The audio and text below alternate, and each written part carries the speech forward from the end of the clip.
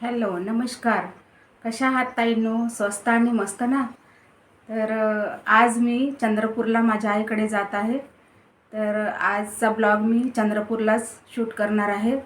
तर या आधीचे माझे कालचे व्हिडिओ आहे कालचा व्हिडिओ आहे त्याला तुम्ही लाईक केलं, सबस्क्राईब केलं, तर त्याबद्दल मी तुमचे आभारी आहे. आणि आता मी समोरचा ब्लॉग सुरू करत आहे चंद्रपूरला. तर चला भेटूया चंद्रपूरला. तर ताईंनो मी आली आता बस स्टॉपला आणि मला सुमेधनी बस स्टॉपला सोडून दिलं आहे. तर बघा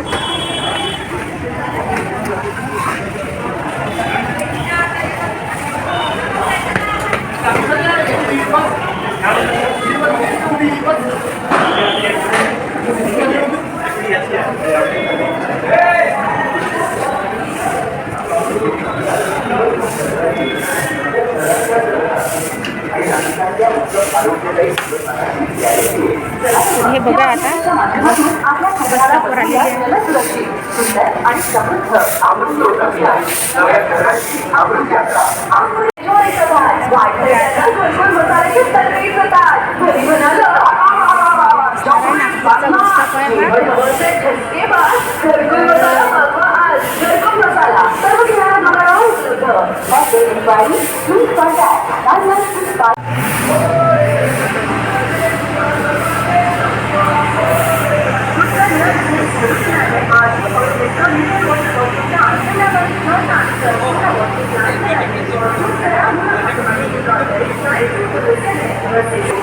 ही जी शिवाई बस आहे ना, त्या बसमध्ये बसलं ना तर मला उलटी होते आणि मळमळ वाटते. त्या बसमध्ये जाते नाही तर मंडळाच्या बसतीत जाते. बघा मी बसमध्ये बसते जात आहे.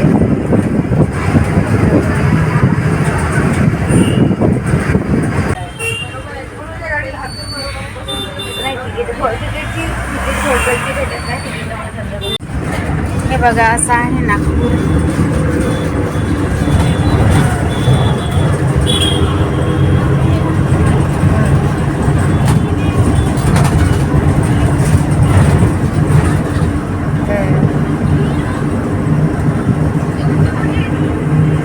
नागपूरमधून चंद्रपूरला जायला 3 तास लागतात.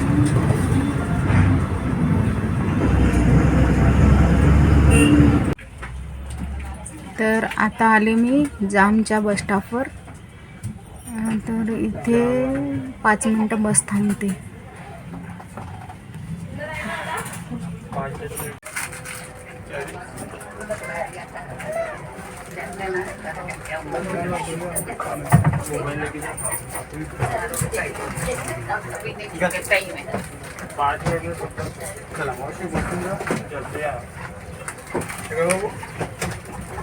अरे पल्लीदाना चिकन देऊ झाली पास्ता चिकन शेंगदाणे सगळं बोलाय की बोला रसगुल्ला रस मॅडम पपईचे शेंगदाणे वटाणे रस. तर आता मला बघा चंद्रपूर.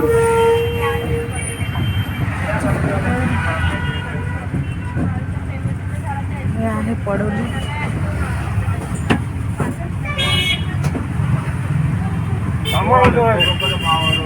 तर आता जवळच बस स्टॉप आहे. मी बस स्टॉपला उतरणार आहे. तर आता चंद्रपूरमध्ये आलेली आहे.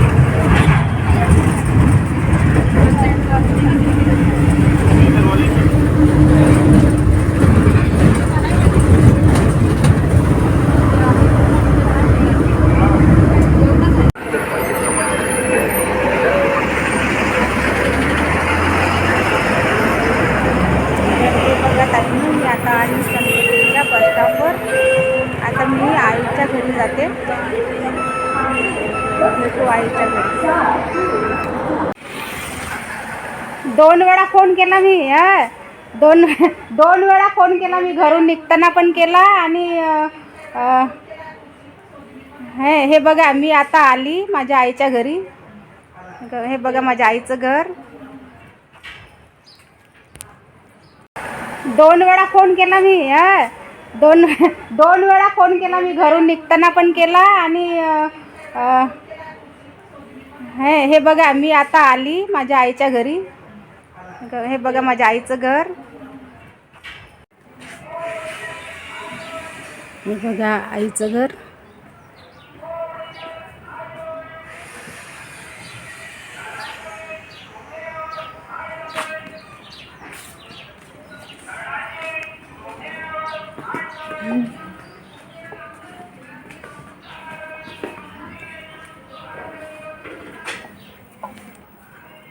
मी फोन केला होता, दोनदा फोन केला घरून निघताना.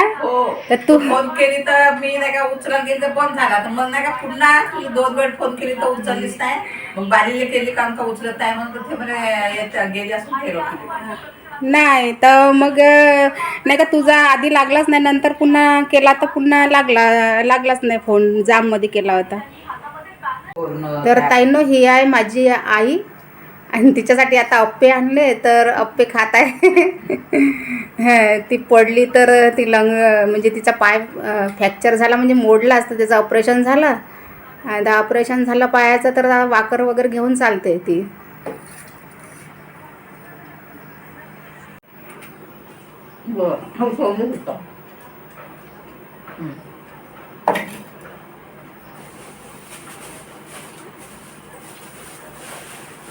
तर ताईनो ही माझी आई आहे.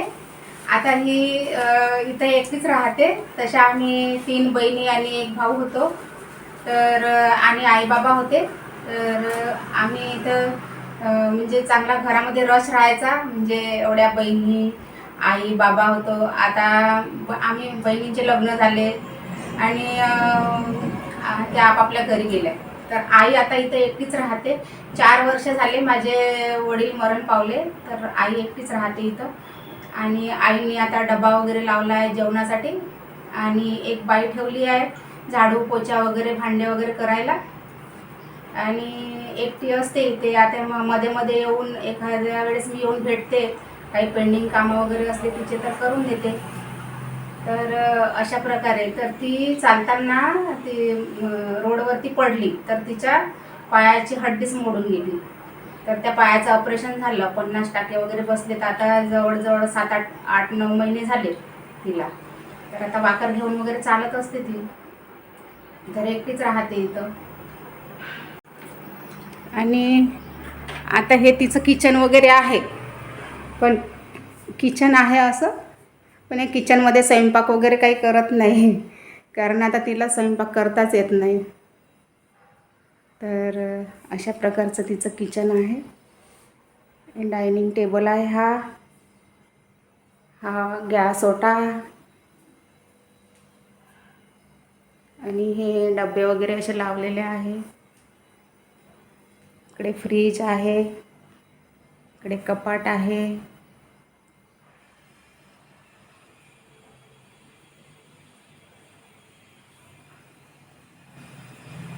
पण आता तिला काही उभं राहता येत नाही, स्वयंपाक वगैरे करता येत नाही, म्हणून डबा वगैरे लावला आणि बाई पण ठेवली. आणि ते कुठं गेली कल्लू वगैरे?